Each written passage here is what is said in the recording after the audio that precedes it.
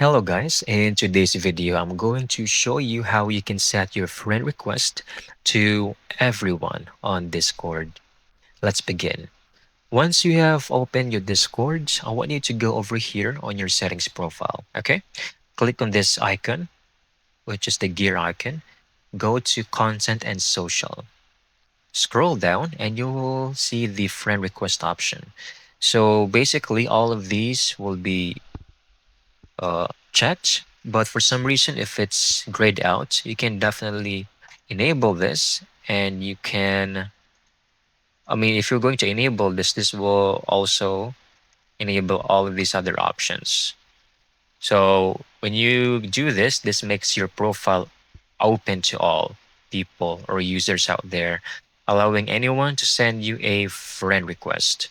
And that's it. I hope you found this video very helpful.